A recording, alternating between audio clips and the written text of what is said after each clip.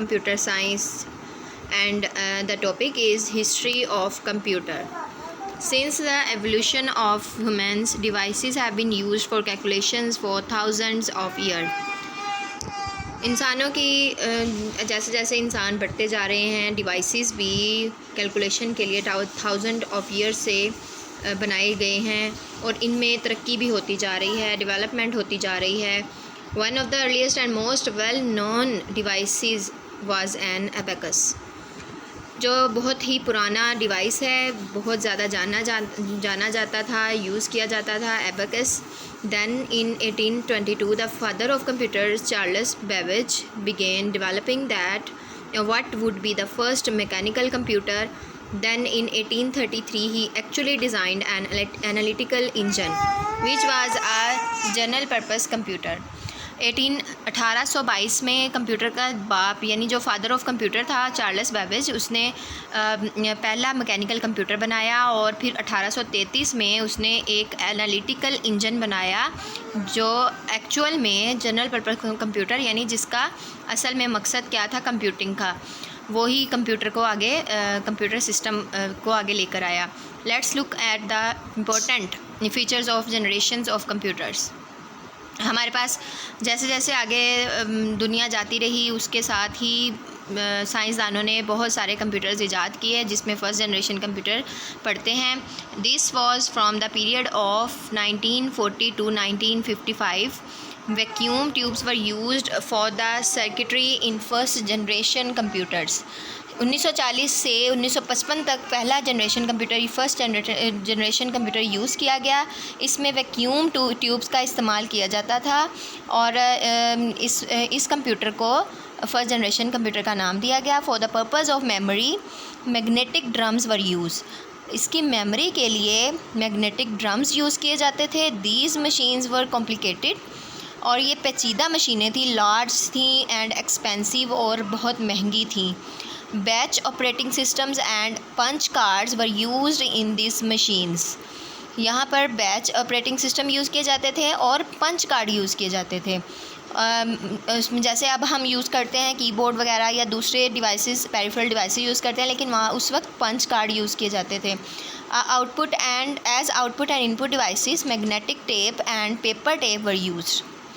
तो आउटपुट के लिए और इनपुट के लिए टेप्स यूज़ की जाती थी. Examples of first generation computer are ENIAC यानी यूनिवेक कह सकते हैं, वन एंड एडवेक एट्सेट्रा, ये इनके नेम है.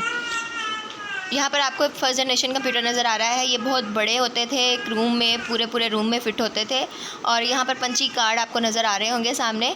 ये पंचिंग कार्ड के ज़रिए से चलाए जाते थे और यहाँ पर मैग्नेटिक टेप का इस्तेमाल किया जाता था इनको इनपुट और आउटपुट देने के लिए. नेक्स्ट हमारे पास है second generation computers. The year 1957 to 1963 are refer to as the second generation of computers. COBOL, FORTRAN programming languages were used in this generation. अब यहाँ पर आप देख सकते हैं 1957 में सेकंड जनरेशन कंप्यूटर आ गया था और कोबोल और फोर्ट्रान प्रोग्रामिंग लैंग्वेजेस इसमें यूज़ होती थी. इन this generation vacuum tubes were replaced by transistors. पहले जनरेशन में वैक्यूम ट्यूब्स थी और दूसरे में ट्रांजिस्टर्स इस्तेमाल किए जाते थे.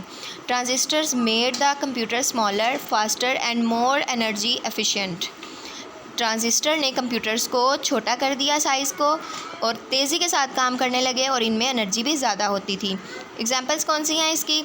IBM 1620, IBM 7094, CDC 1604 and CDC 3600. यहाँ पर आप इनके ईयर याद कर सकते हैं, इनकी प्रोग्रामिंग लैंग्वेजेस के नाम याद करें और इसके साथ ही आपको पता होना चाहिए कि सेकंड जनरेशन कंप्यूटर में क्या चीज़ यूज़ होती थी, ट्रांजिस्टर्स. ट्रांजिस्टर का फ़ायदा क्या था ट्रांजिस्टर इस्तेमाल करने का, और इसकी एग्जांपल याद करेंगे. Next one, third generation computers. The period of third generation was from 1964 to 1971. Integrated circuit technology was used in this generation. यहाँ पर आप देख रहे हैं कि आईसी यूज़ कर रहे हैं। पहले में जैसे वैक्यूम ट्यूब्स था, दूसरे में ट्रांजिस्टर और तीसरे में आईसीज यूज़ किए जा रहे हैं। A single integrated circuit was replace many transistors.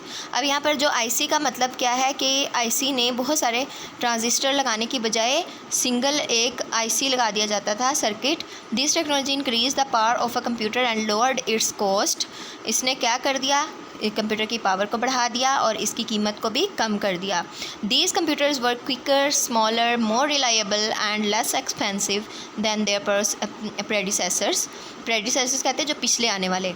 तो इस कंप्यूटर ने क्या किया, इनको तेज़ कर दिया पिछले कंप्यूटर की निस्बत, और ये कम ये इनका खर्च भी कम आता था। Programming languages Fortran 2 to 4, COBOL and Pascal PL1 were used in this generation. अब यहाँ पर प्रोग्रामिंग लैंग्वेज आप देख सकते हैं कौन सी यूज़ हो रही हैं। COBOL पिछले में भी था और यहाँ पर भी यूज़ हो रहा है। एग्जांपल थर्ड जनरेशन कंप्यूटर्स की IBM 360 series, the Honeywell 6000 series and the IBM 370/168 etcetera. ये इनके नेम्स हैं, एग्जांपल्स इनकी कंप्यूटर्स की हैं। इसी के साथ ही फोर्थ जनरेशन कंप्यूटर्स है। Micro processors were introduce in fourth generation of computers. यहाँ पर अब माइक्रो प्रोसेसर आ चुके हैं इस कंप्यूटर में। द ईयर कौन सा है इसका, 1971 to 1980 are refer to as fourth generation computers. यहाँ पर लैंग्वेजेस कौन सी यूज़ हो रही हैं, C++ and Java programming languages used in this generation. अब इसकी एग्जांपल्स देख सकते हैं आप, star 1000, PDP 11, Cray 1, Cray X, MP and Apple 2। Fifth generation computer कौन से हैं, these computers have been utilized since 1980 and continue to be used till now. This is the present as well as future of the computer world. The defining aspect of this generation is artificial intelligence. आप देख सकते हैं fifth generation computer यहाँ पर use हो रहे हैं। आज का दौर में जो कंप्यूटर यूज़ हो रहे हैं वो है फिफ्थ जनरेशन कंप्यूटर, और आइंदा फ्यूचर में भी यही यूज़ होंगे। इसकी जो ज़्यादा टेक्नोलॉजी आने वाली है वो है आर्टिफिशियल इंटेलिजेंस।